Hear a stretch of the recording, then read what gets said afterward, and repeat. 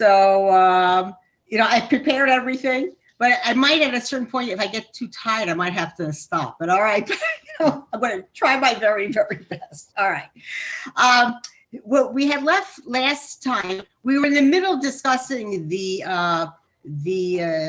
issue of that entire vikuach, the whole controversy that arose over whether it was okay in the Jewish field, to study the works of the Rambam. And it revolves around the study of philosophy. Is philosophy beneficial? Is it harmful? For one to study, it could have a terrible negative ramifications on one's then observance of Judaism. So, it blew up to such an extent, and it became quite ugly. And the last thing that we had discussed is, it's one thing when it's an internal, argument, among various Jewish scholars, again, is this a positive to study the Rambam's works where he delves into the philosophical matters, and then in general, as I say, should one study philosophy or not?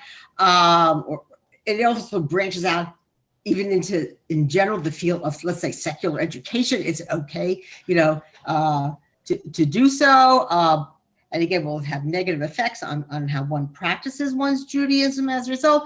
But it got so ugly. Remember, initially, it's mostly among those Rabbanim of Provence, right, southern France, and they are the ones who are bringing this to the fore, and it becomes, a quite ugly argument. And then, of course, it spreads outside even of Provence. It's going to include the rabbis of Spain, and it's going to spread even to northern France. So the last we had left that we discussed, that unfortunately some people denounced the Rambam's works, but to the church, like of all places, they go to this, to an outside source, they were so inflamed, that we cannot allow, the Rambam's works to be too proliferated and to spread, among the Jewish world. But they got the church involved, and then there was this literally a public burning in the year 1233 in Paris of the Rambam's works. And then I just compared it to the fact that literally 9 years later, this is after there's a disputation in Paris called by the then King Louis the Pious, in which, and afterwards, the main proponent on the Jewish side is this Rabbi Yechiel de Paris, who obviously was the spokesperson on behalf of Judaism and the positive aspects of it versus obviously the church's interpretation. And afterwards in 1242, they said 24 cartloads of Jewish works, including all the existing sets of Gemara that existed in France up until that time. They were all burned publicly in that same square, right, where the Rambam's works had been put to the torch. So just awful. I think this actually really shook up the Jewish community afterwards. I mean, that this horrible things had happened.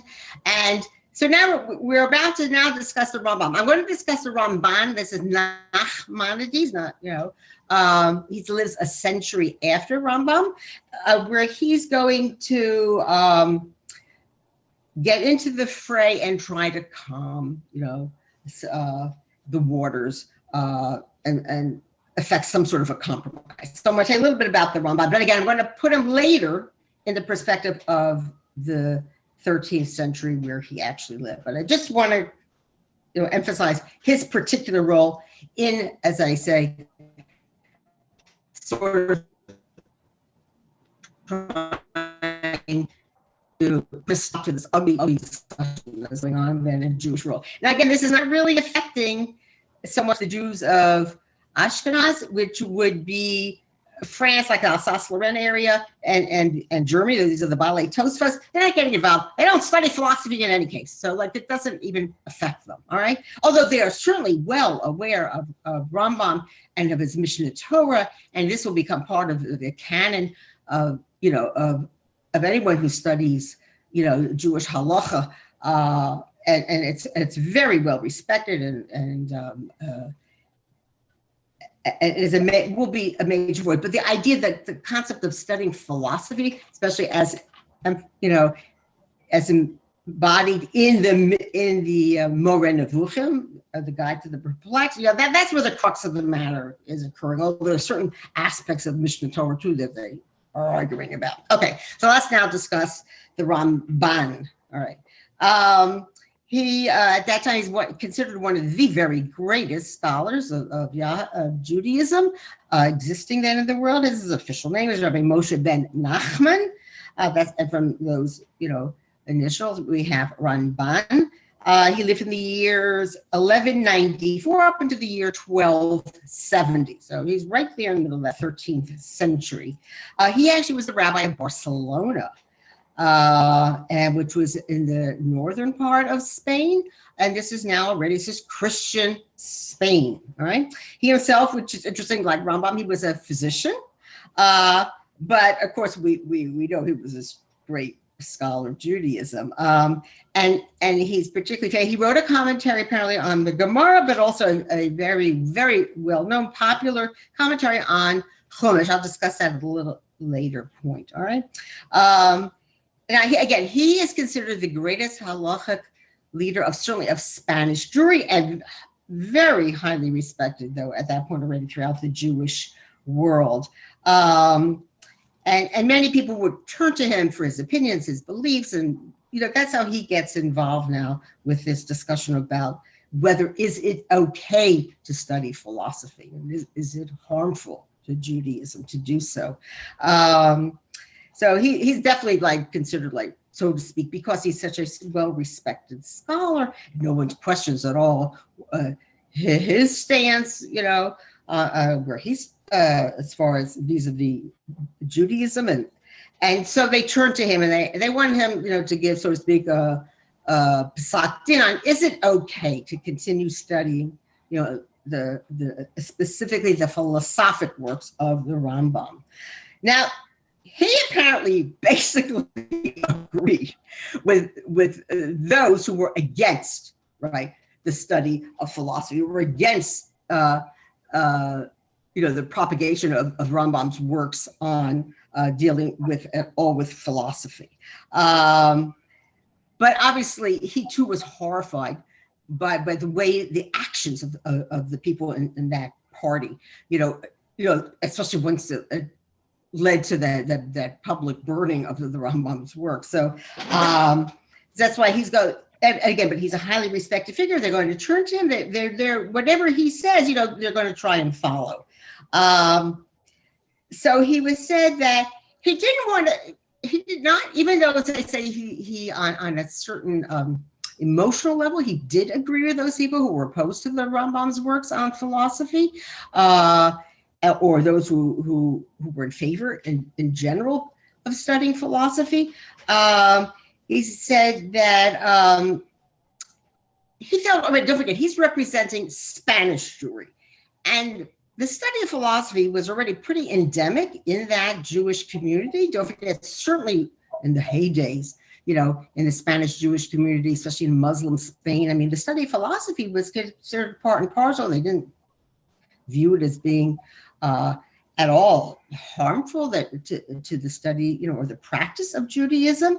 So he felt you can't put a ban on something people already are used to it. They have already been exposed to it. So what's the point of putting this ugly ban, specifically against Moreh Nevuchim and other works of the Rambam where he discusses philosophic issues?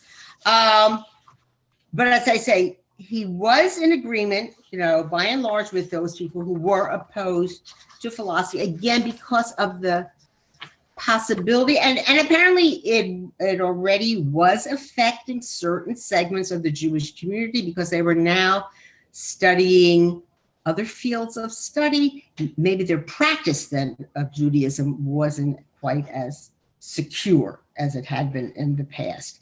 But he does defend Rambam. Certainly would never, look askance on the Rambam's works as if to say, God forbid, like the Rambam is putting philosophy on a higher realm than, let's say, the study of pure Judaism.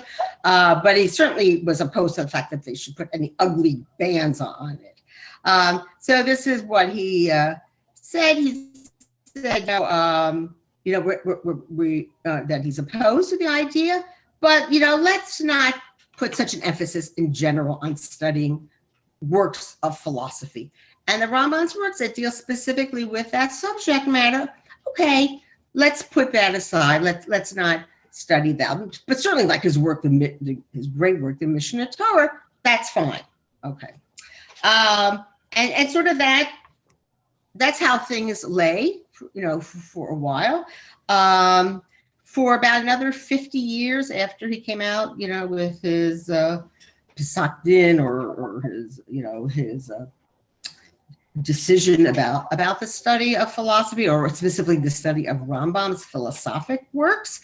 So there was sort of, a modus vivendi. Things were somewhat peaceful. But in the 14th century, beginning the 14th century, again, there's going to be a controversy. And the person who, one of the leaders is actually a Rav from Akko in Israel. All right, his name was Rav.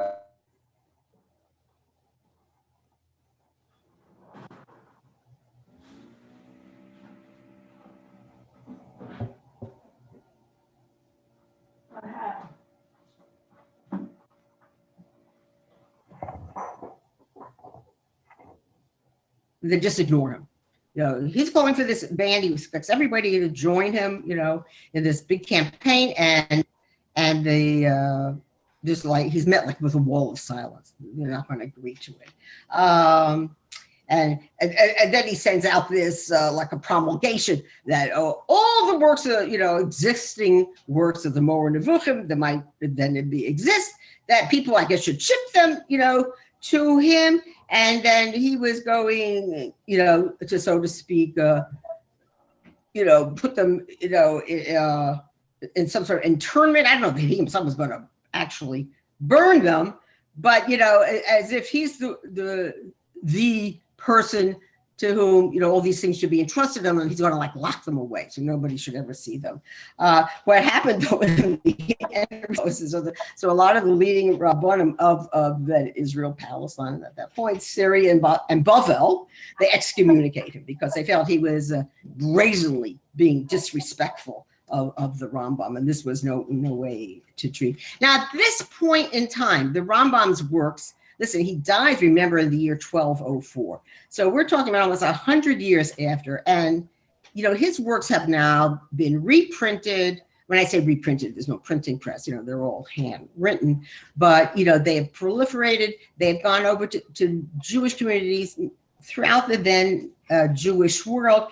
And so people are already recognizing his brilliance, his authority, his tremendous knowledge and grasp of Judaism, and he's a highly respected figure, with obviously some people just still questioning, the permissibility of studying philosophy, and could this possibly confuse people if you delve too deeply, into it. And when I say the study of philosophy, it sort of broadens out into what maybe today we would call, again, secular education. In other words, could it be detrimental if you study other streams of thought other than, let's say, just pure Jewish Yahadus, studying the Tanakh, studying the Gemara, studying the basic Meforshim? Is it permissible to study other forms of thought that are out there in the world? So it sort of includes like all the then known arts and sciences. Can you, as a good religious Jew, can you study those modes of thought? And again, will they be harmful at all to your then practice of Judaism? So it's interesting. So following the Rambam Malka, and he's a key person who was like semi in defense, right, of the Rambam. There was a Rabbi Abba Mari of Arel. Now again, we're back in Provence, okay? He lived into the year 1315. He later became a Rav in Perpignan, also that's Provence. And he's not going to get involved in the phrase. So sort of up until this time, so the compromise sort of is, well, it's okay to study, let's say, astronomy and mathematics, because, Rabbanim across the board could see, well, they're valid. They add something to our knowledge of, Tanakh and Gemara and discussions, like let's say, figuring out the calendar. So those two fields of study, they're okay. You can study astronomy, you can study mathematics, but what about other realms of thought? So again, that's Rabbi Abba Mari. He's known as Hayarchi. He came originally from the town of Lunel. I mentioned this last time. Lunel comes from the word Luna, which means the moon. Many of the Rabbanim from Provence took as their last name the towns from which they came from, all right? So he's known as Hayarchi, Yerach, moon also. Now, by his time, he's already getting more and more frightened, again, with this concern that Jews are going to be swayed away from properly practicing Judaism. And as a result, he apparently at that time, he felt that some Jews were equating Aristotle with Moses, trying to put them on the same plane, two great philosophers, or even philosophy, general philosophy with Torah. So he now calls for a complete ban on the Jewish study of philosophy, period. Okay. Now, again, I'm not talking about burning any books. He's just saying you cannot study philosophy. It's I guess, antithetical to the study and practice of Judaism. Again, there's a lot of contrary going on in the world at that time, the Jewish world. And sort of like brings to the fore again that ugly, the bitterness of the controversy. And again, there are polemics and speeches given, pro, con. It's getting very, very ugly. And at that point, we have another great Rav from Spain who's going to step, and he's trying to control the situation. And this is the Rashba. Okay, and the Rashba's name, again, it's an acronym for his name. It's Rabbi Shlomo Ben. I've seen two places. It's either Ben Adaris, or there I've seen his name as being Ibn. Ibn means Ben, the son of Adret. He lived from 1235 to 1310. So again, we're into that early 14th century already. He also becomes the rabbi of Barcelona. And it's going to be a great Talmud, is highly respected. Now that Rabbi Abba Mari, the one who wanted to collect all the Moran Nevuchims and put them into perpetual lockdown, he had turned to him. He wanted his support against, in general, the study of philosophy. And so this is how the Rashba now will get involved. He had been a student of Rabbi Yonah of Gerona and also of the Ramban. All right. So, and again, the Ramban took a bit more moderate thing. I told you he was definitely sympathetic to those who opposed the study of philosophy, but he didn't want to be a party to the idea of putting like a banner, a chayro on the Rambam's works. Apparently, he was originally a merchant, a baker, a banker, excuse me, he's a merchant and a banker, but then he devoted himself exclusively to Torah scholarship. And again, he became the Rav of Barcelona for 40 years, over 40 years. That's a huge amount of time. My father was a rabbi of the community in Harrisburg, Pennsylvania for 50 years. So that's pretty much of a record too. He, at that point in time, all right, we're now talking about that very, very late 13th, very early 14th century. He was recognized as like the greatest halachic scholar of his time. And he sent out tons of response back and forth, the Shalot to Shavot back and forth, worldwide, all right? And eventually a lot of them were actually published. Somebody has I can hear something. You need to mute yourselves. Okay, if you could all just mute yourselves. Okay, Jeffrey, I see you're not muted. You need to mute. I don't know if anybody else still needs to mute. I know I can hear some background noise. I don't know who has it, who's talking. All right. And he also apparently wrote a very famous commentary on the Gemara, and it's part and parcel of its study. And again, I would say he was the most influential Jewish scholar of his time, specifically in Spain, of course, but worldwide. Who could be? Is that Raina? Somebody is not muted. Yeah. Okay. And can you text her separately and tell her to please mute herself? Okay. I'd appreciate it. I just did. Oh, thank you. All right. So I told you, like on a certain philosophic level, he is agreeing with this Rabba Abba. He did say that it was a danger to engage, to spend time studying philosophy. Again, it could potentially, affect then how one would practice Judaism if they were spending too much time studying other fields of study. But he feels he has to come out and make some sort of a public statement. And again, I would say it's very similar to nowadays and how is it, just in general with secular knowledge, in certain circles and more right-wing circles, people, think it's terrible. You should not send your children, let's say, to college, right? Because of what they might be exposed to, and this will turn them away from practicing Judaism, et cetera, et cetera. Okay, so he puts out what's called like a qualified ban against the studying of philosophy. And he said you could only engage in philosophy if you were at least 25 years of age. Now, remember, you yourselves might have learned this. I definitely remember growing up and learning, one should not study Moreh Nevuchim, right, the Guide to the Perplexed, till you're 40. So I had to ask my son about that. I said, well, when did that become popular? Because here in Rashba was talking about 25 years of age. He said that actually came out in the 1600s. So it's at a later date. I guess they figured, there's 25 years, you're still too young. So you have to be at least 40 before it's safe, for you to study Moreh Nevuchim. But all right, so his is up, a minimum up to a certain degree of maturity. Had to be at least 25 years old before you should study. Now, again, I don't know if he's talking about specifically Moreh Nevuchim or just in general study of philosophy, that's not advisable.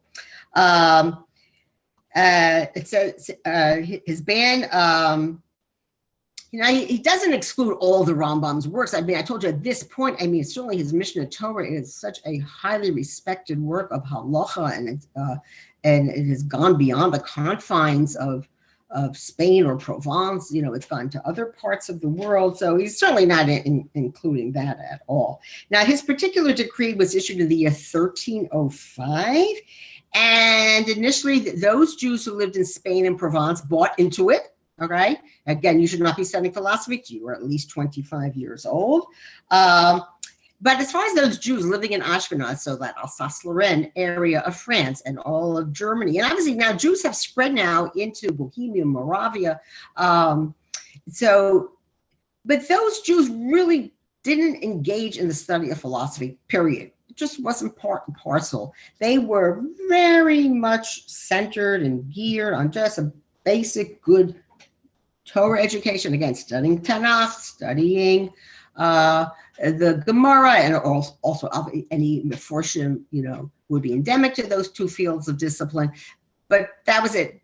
They didn't study philosophy. They weren't exposed to it in their milieu, and so it doesn't even affect them at all. Finally, how did this all come to an end? This whole controversy comes to an end in the year 1306. Very nicely, because the Jews of France, including Provence, were expelled from their country.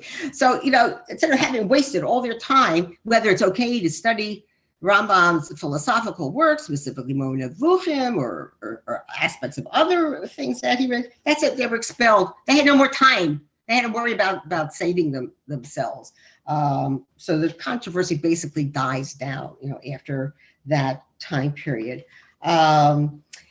In a way, it's a sad thing because we sort of, especially those Jews of France, and then those Jews of Spain and those Jews of Provence, they were a much more worldly community. They engaged. They weren't afraid to study other disciplines. They didn't see that it was harmful. I think today modern Orthodoxy is like that. We have adopted that same way of looking at studying other forms than strict Judaism. But it comes to an end. I mean, first of all, there are going to be so many tsaras. Besides the expulsions from France, obviously we know what's going to happen in Spain, right? Especially as Christian Spain gets more and more entrenched, and what's going to happen to the Jews there. So this whole controversy is just going to die out.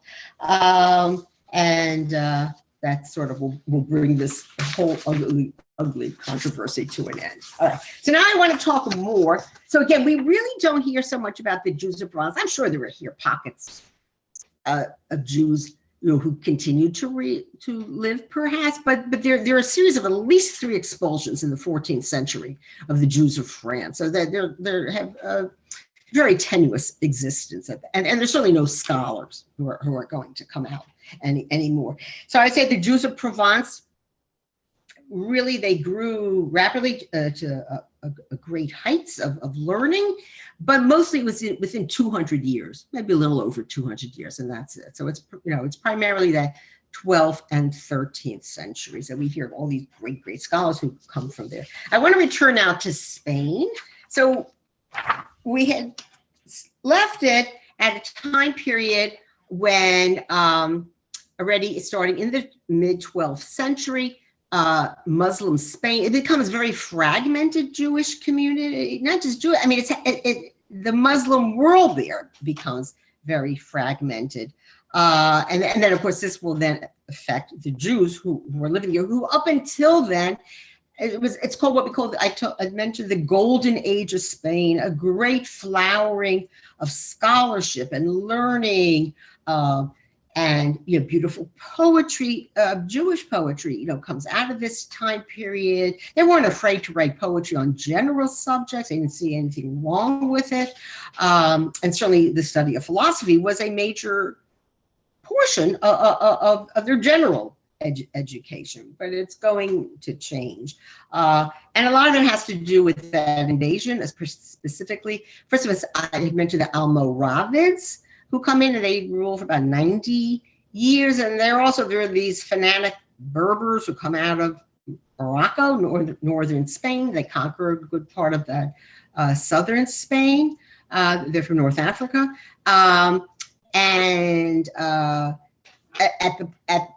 Under their reign, again, under the Almoravids, the Jews were officially given a choice. Either, convert to Islam or leave, go into exile. But, through the payment of bribes, so they kind of overlooked it. So, the Jews are still living there. But then when the Almohads came in, and also Berbers coming from North Africa, from Morocco, come in, they're virulently fundamentalist Muslims.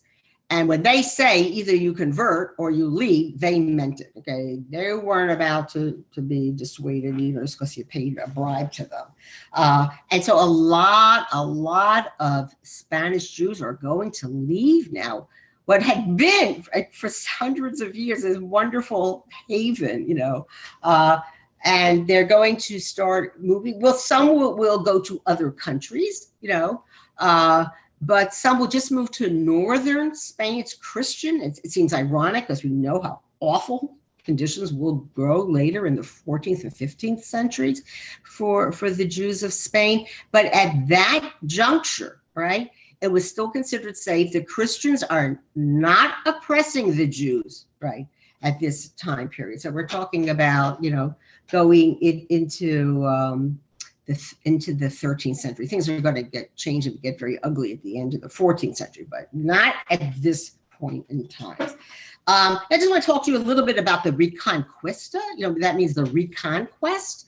That's where the Christians are coming out of their strongholds in the north and are gradually going to move southward until eventually they're going to reclaim all of Spain for the church. All right. So I have here a map of Spain. So it sort of started here in northwestern Spain in the area called Leon. All right. And then we'll go across the board and go into Castile and Navarre. All right. So the whole northern part will gradually become Christian. And then they're going to start moving southward, and that will be Aragon. All right. And they gradually will then obviously go into what had formerly been Muslim Spain. But Muslim Spain is shrinking on its own because of all these internecine struggles that are going on there. These fundamentalists are coming in, and nobody wants to live under their domination. So what's going to happen is gradually those Muslims are going to be centered just around Granada. That's southern Spain. All right, that's going to be their last stronghold. All right, and it will be that way until, of course, the year 1492. Okay,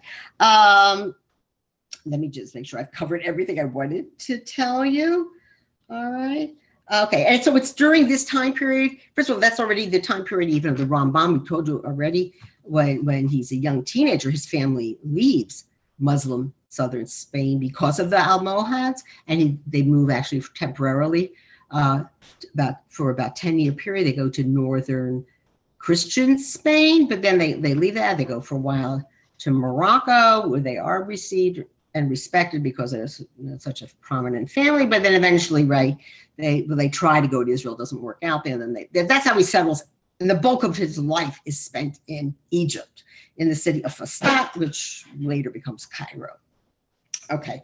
Now it's interesting. So there's this migration now of Jews formerly living under Muslim Spain, but things are becoming intolerable for them there. They are now moving northward. So again, how did these Christian kingdoms, again, they're not a unified country by any means. There, as I mentioned, all these different sections, neighborhoods in northern Spain.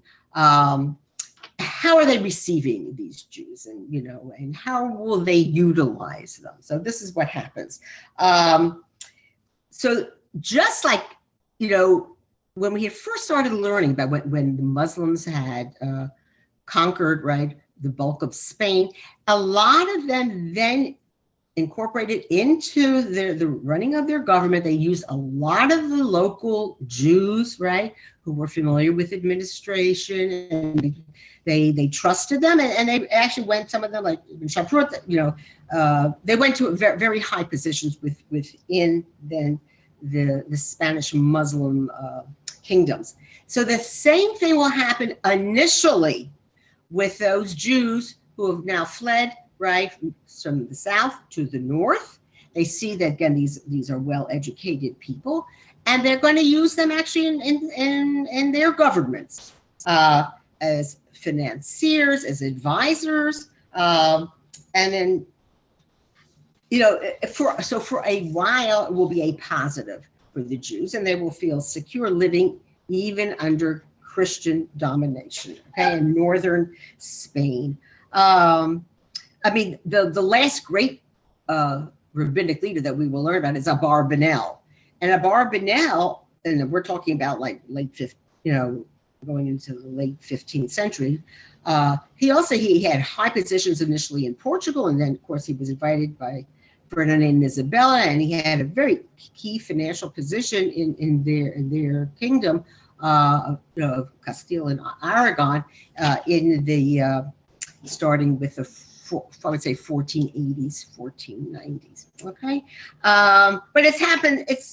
They're going to be utilizing a lot of these Jews and their education and their know-how already starting right even in that 13th century, as the Jews are gradually moving northward. Now, obviously, the church in general has an anti-Jewish slant, but they're being more low-key at this point. So it's like it's not affecting the Jews negatively too much, at this juncture in time. Because you have to understand the monarchs, right? Remember now, they're going to gradually be rising in power.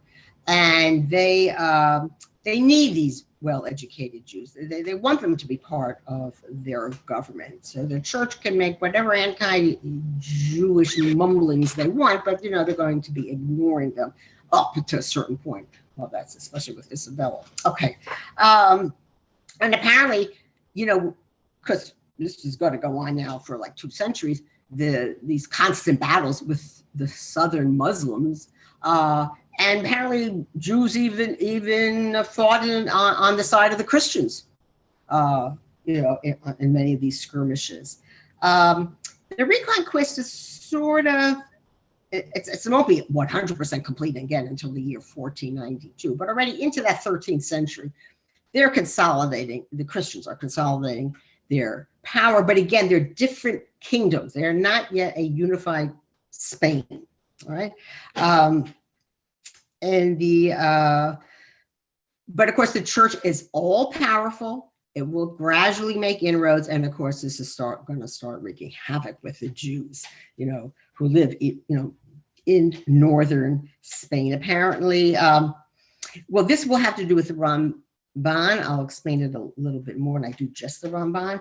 But in the year 1263, there was this public disputation. Similar, it makes me think of what happened in Paris at that time with Rabbi Yechiel de Paris and many other Jewish notable leaders.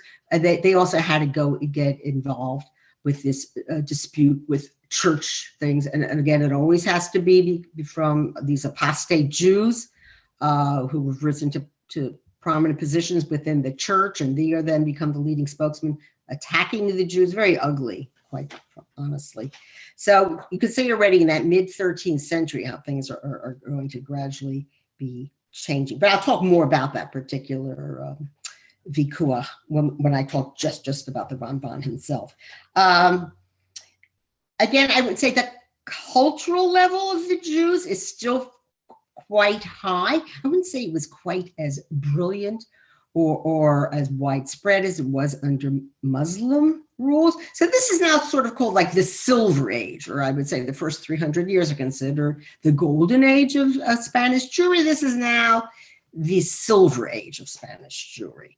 And again, the Christians themselves, they're trying to consolidate their power. They want to utilize those Jews in their midst who could help them in governmental positions or as financiers. They're also busy fighting their war. They don't have as much time to devote themselves to oppressing the Jews in their midst. There's also going to be a shift now even among the merchant class, because they're gradually, again, don't forget there's now this somewhat sizable influx of Jews coming in. They are now going to be viewed as potential rivals. And look, they're already hear what the church has to say about the Jews, and a lot of rising anti-Semitism. So this is just going to fuel to the fire. They don't want those Jews around either, as I say, because they are taking away their business. All right, and so they're going to be more than happy to adopt whatever anti-Jewish policy that will eventually become part and parcel of those Christian governments. So gradually, different local laws are going to be passed against the Jews. They're going to appeal to their various monarchs.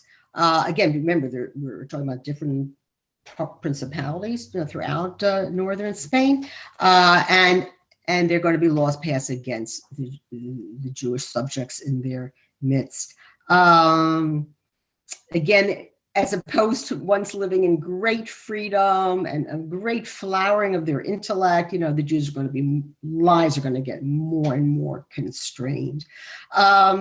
Now, most of the Jews who are moving are they're urban dwellers. Now, you will sometimes, even into that 15th century, we'll learn about some very, very wealthy Jews, and they own beautiful orchards and properties. But we're talking about a very small minority, some extremely wealthy people. The majority of the Jews are living in towns and villages, and they're primarily in that merchant class, or some were what you might call manual laborers. They were blacksmiths, silversmiths, potters, shoemakers, tailors, ran the gamut of different occupations.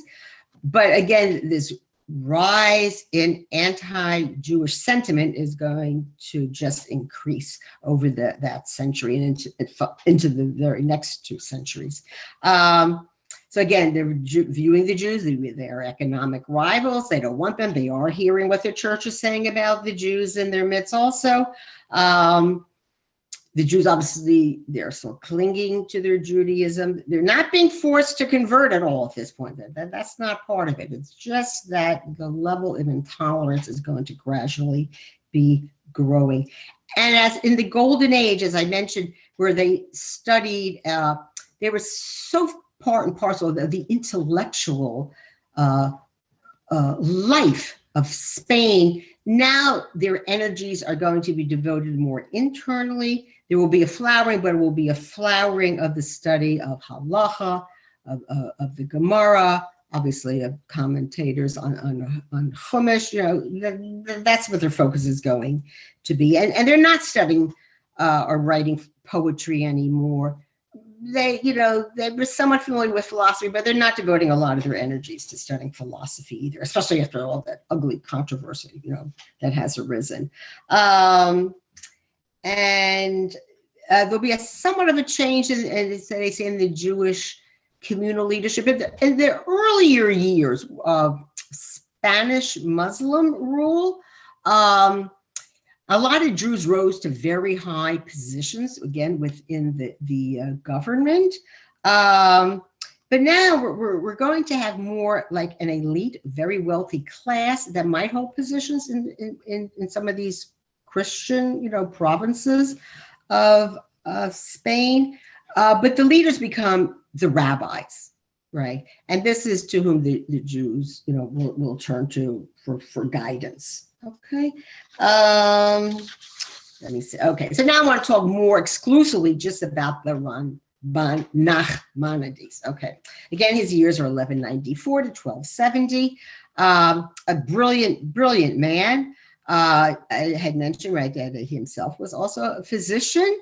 And he's very, very famous for his commentary on the Torah. And I'm sure some of you may have studied it or you've gone to lectures and people will quote from the Ramban. And certainly in the Sephardic world, very greatly revered. I would say in our Ashkenazi world, we focus first primarily on Rashi, and then we do study these other commentators. But I guess the Rambam maybe holds a little more prominent role in the Sephardic community.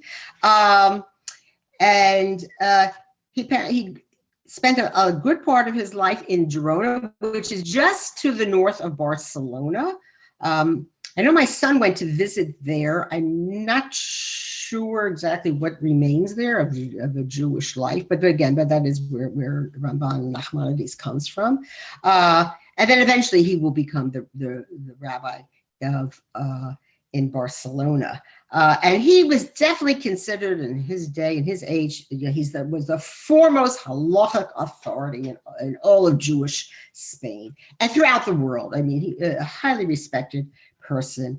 And then we talked already how in the year 1238, he got caught up in that controversy about whether to put a cherem, a ban on the Rambam's works or not. And he tried to, kind of temper all the ugliness that was going on.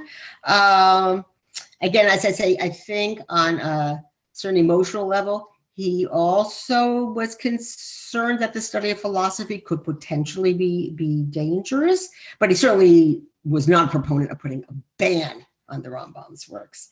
But when it came to the study of specifically of Moreh Nevuchim, you got to tread very, very carefully with that. He himself wrote also numerous halachic works. He once wrote a defense of the Rif, that's Rabbi Alfasi, who had lived, generation or two before him. And he wrote Chidushim apparently on parts of the Gemara, just like the Balei Tosfos had written similar things, covered various topics. These are some of the things he wrote about. He wrote about the laws of mourning, the sanctity and significance of marriage, reward and punishment, resurrection of the dead. These were all actually sort of philosophical, concepts and ideas. Laws of excommunication, that would be cherem, examining how one should examine the lungs of a slaughtered animal, and laws of nida. So a whole gamut, whatever it's part and parcel of Jewish law. Now, I want to tell you a little bit more about that big vikuach, that disputation that he was, had no choice, that he had to get involved with. It was in the year 1263, and it was called by King James of Aragon. And again, the key proponent of the Christian side was a Jewish apostate. I mean, it's really sad throughout Jewish history. So many people who would attacked us were former Jews who then, went to the other side. His name was Pablo Cristiani. Took a good Christian name. All right. So he convinced the church authorities. Why were they going to call for this big public disputation that was going to take place in Barcelona? That because of the brilliance of his knowledge, and because maybe having been a former Jew, he's now going to prove how authentic, how superior Christianity is to Judaism. And he's actually going to prove it. He's going to take literally, verbatim, passages from the Talmud, and twist them all around, to make them ugly and whatever, to show how Christianity is far superior. Now, the Ramban, as the leading Jewish Rav in Spain at that time, he's representing the Jewish side. All right. I don't know if any of you saw this. I saw it years ago. I cannot for the life of me remember the exact title. It was a film made about this disputation in Barcelona. I only remember is that the movie's very dark. And I don't mean subject matter, I mean just physically, whatever. And so should you ever have an opportunity, to watch. I don't know that this is a thing that's readily available even on a streaming service, but I did remember seeing it. So again, it takes place at the court of the king, and there are all these dignitaries there. But apparently the Rambam was so brilliant, with his, his arguments. I'm sure he was a very impressive person, very eloquent.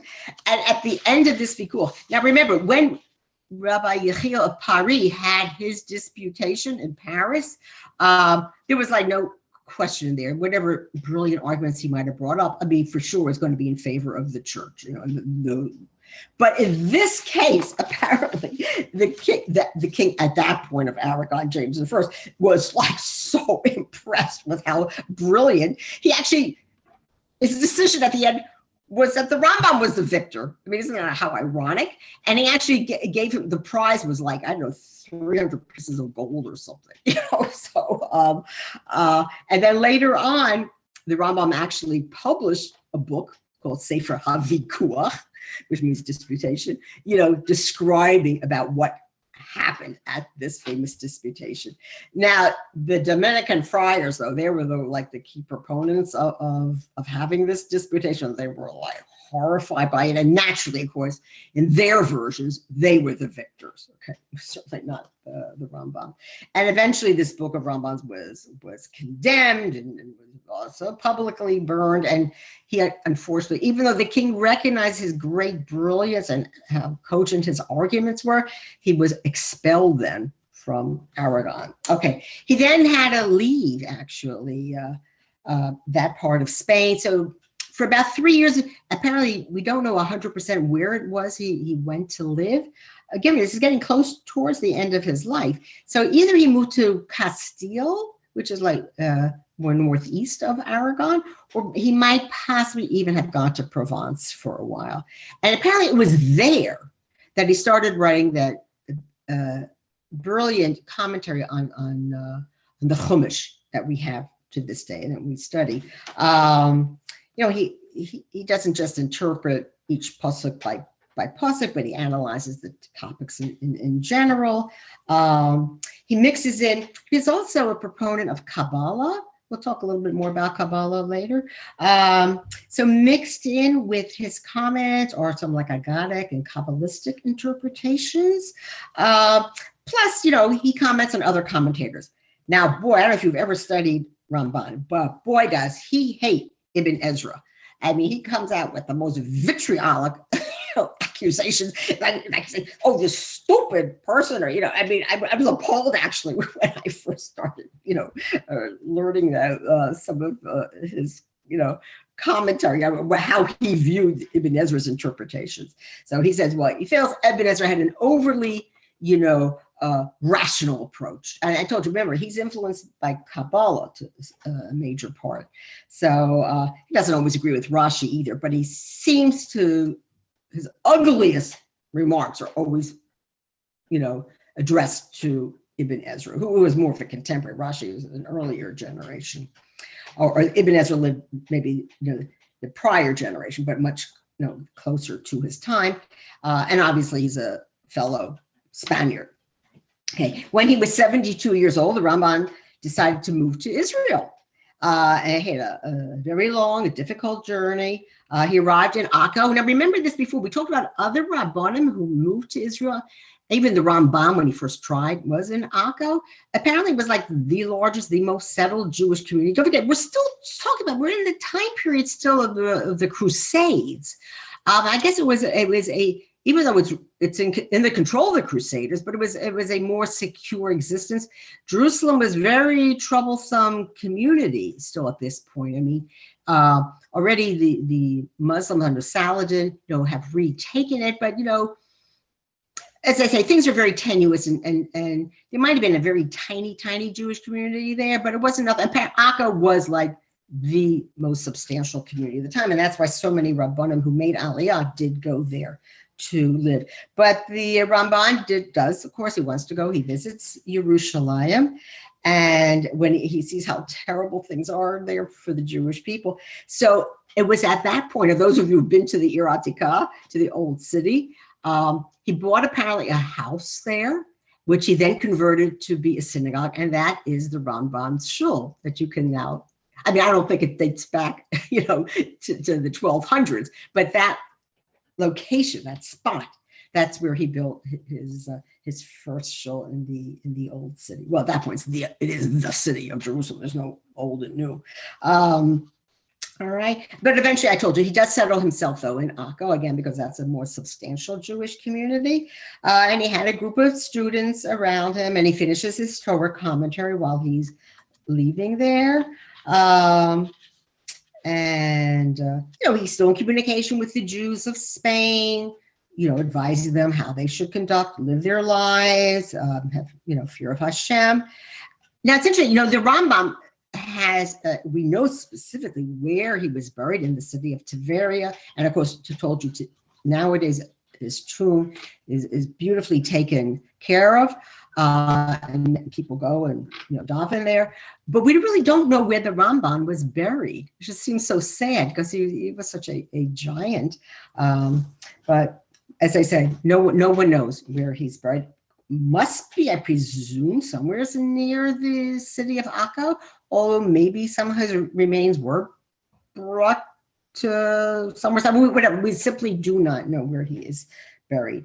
Now, by the time you come down to the end of that 13th century, just to kind of bring everything all told, the Reconquista is coming full force. They have now conquered most of Spain. Again, reconquered, that's why it's called Reconquista of Spain, and except for that very southern tip, more southeastern part, which is Granada, the rest of Spain is becoming under Christian rule. There's only a small section that is still Muslim, and they're very powerful still. That's why it's not easy to conquer that area.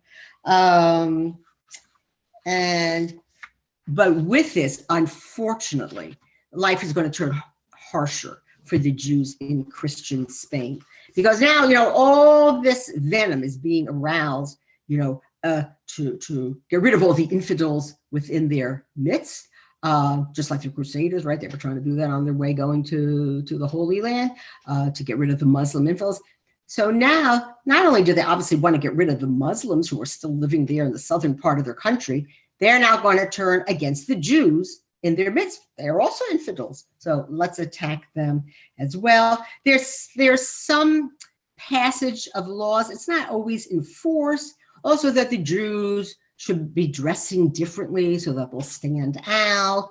but the business of wearing like a Jewish badge, you know, it wasn't heavily enforced or anything. They just had to make sure that they dressed always very modestly so they didn't make a flowery show.